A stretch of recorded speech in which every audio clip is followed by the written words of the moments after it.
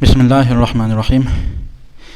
Cinler, şeytanlar kebirler üçün dövdöy küçtүү bolsa, kebir adamlar üçün çımınday alsız, küçsüz bolup kalat. Buga dalil Peygamberimiz sallallahu aleyhi ve sellem'nin bir okuyasını aytıp ketebиz. Күндөрдүн биринде сахабанын аты айтылган эмес хадисте. Сахабалардын бири Пайгамбарыбыз саллаллаху алейхи ва салламдын улоосунун артына учкашат. Жолдо кетип атканда улоо мүдүрүлөт.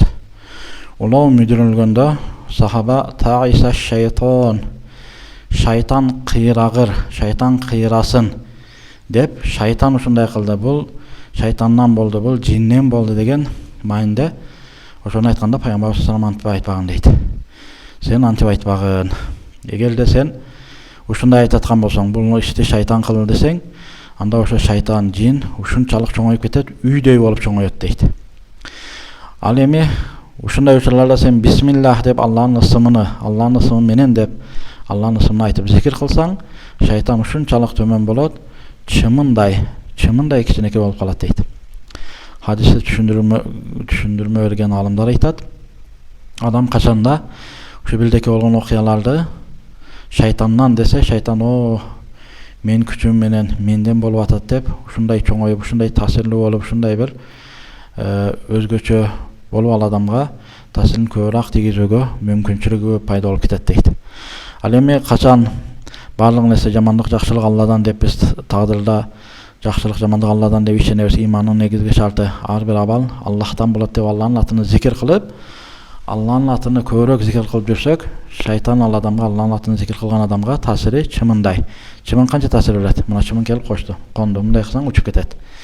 Чымын адамга эч кандай бир чоң зыянды келтире албайт. Чымын алсыз адам алда. Шайтан менен жин дагы эгерде Алланы зикир кылып, биз алардан болду деген нерсе, алар жин, шайтан ушундай кылып атат деген нерсе ишеним болбосо бизде, буюрса алар ушундай алсыз болуп кетет экен. Чындыгында эле практикада көрдүм. Ошо дем салдырганы келген бирөө айтат, көзгө жин көрүнөт экен, жин көрүнгөндө дагы теректей, дарактай болуп, чоң болуп көрүнөт экен. Коркконунан ошол көрүнгөндө үн чыкпай ушундай коркуп жүрөт экен да. Башка бирөө көзүнө көрүнөт экен, ал айтат кичинекей болуп көзүмө көрүнөт дейт. Бирок ошо жиндер көзгө көрүнүшү дагы бул адамга бир кичине бир ийлешип калганын белгиси болот. Ошондой болгон учурлар дагы кээ бирлерге кичинекей болуп көрүнсө, кээ бирлерге чоң болуп көрүнүп атат. Бирок хадистеги акыйкат нерсе, Аллах Таала аларга мүмкүнчүлүк берет экен. Кичине болууга, чоң болууга, ар кандай жаныбар болуп, ар кандай нерсе болуп адам көзүнө көрүнүүгө Аллах Таала ошо жиндерге мүмкүнчүлүк берген.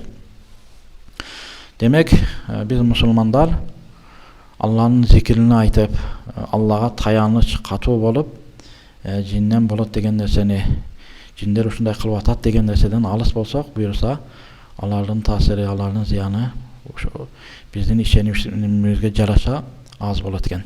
Ишенимибиз алсыз болсо, жиндерге болгон алардын таасири күчтүү деген ишеним болсо, анда алардын таасири дагы дөөдөй таасир берип, адамдарга зыян бере берет.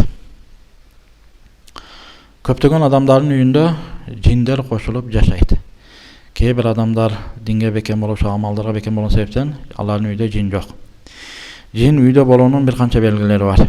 Эгер жин үйдө болсо, ал үйдө себепсиз эле кыймылдар, эшиктин ачылып жабылуусу, ушуга окшогон бирдекелер түшүп кетүүсү, өзүнөн өзү бирдеке кулап калуусу, ушундай бир себепсиз бир движение, себепсиз бир кыймылдар ошо үйдө болуп турат да.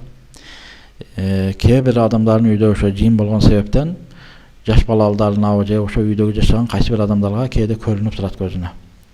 Жин үйдө бирге жашаса, ошо үйдөгү адамдар уктаганда жаман түштөр, өлүм, бирдеке кубануу, ушундай коркунучтуу түштөр көп аралашат. Жин үйдө жашаган үйлөрдө ар дайым эр катын бири-бирине болгон жаман ой, жаман күмөндөн чыга албай, жаман жака бас кылуу көп болуп, ушундай бир өзгөчөлүктөр болуп турат да. Эми үйлөрдү жинден таза кылуу үчүн, үйлөрүбүз жин шайтандан таза болуп, периштелүү үй болуу үчүн 5 нерсеге көңүл буруш керек. Мунун эң биринчиси ошо үйдөгүлөрү балагатка жеткен, ар бир балагатка жеткени намазга бекем болуш керек. 5 убакыт намазга бекем болуп, экинчиден эртең менен кечки дуаларды окуп өзүнө дем салыш керек. Ар бир үйдө жашаган ошо чоң адамдар. erten men kechki dualar. Ошол менен биргеликте үйгө кирип келип аткандагы дуа, чыгып аткандагы дуа, тамакка отургандагы дуалар ушул дуаларга бекем болуш керек. Мына ушул дуалар себептен да жин шайтан үйдө жашай албай калуусуна ушул дуаларда себеп болот. Үчүнчүдөн, ошо үйдө Кур'ан окулуп туруу керек. Кур'ан окулганда дагы Бакара сүрөсүнүн таасири чоң. Бакара сүрөсү окулган үйдө жин шайтан болбойт, Бакара сүрөсү окулган үйгө сыйкыр өтпөйт, Бакара сүрөсү окулган үйгө береке болот деген фазилеттер келет хадисте.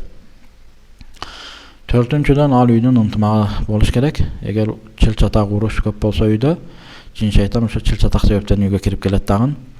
Күндө эле жаңжал уруш боло берсе, ал үйдө жашап калат. Себеби чыл-чатак болгон жерде периште болбойт, чыл-чатак болгон жерде сөзсүз жин шайтандар болот. Бешинчи өзгөчөлүк, үйдө сүрөттүү нерселерди колдонбош керек. Материал болот, кийимдерде ошо сүрөтү бар нерселерди колдонбошубуз керек дагы. Анан кулчак ошого окшогон нерселерди кечинде бир жерге чогултуп үстүн жаап коюш керек. Үйдүн кире беришинде ит деген нерсе байланбаш керек. Ал сарай жакта, агыл жактарда болуш керек. Мына ушул нерселерге көңүл бурган адам иншалла үйүндө жин болбойт, үйүндө жиндер бирге жашабайт. Ассаламу алейкум ва рахматуллахи ва баракатух.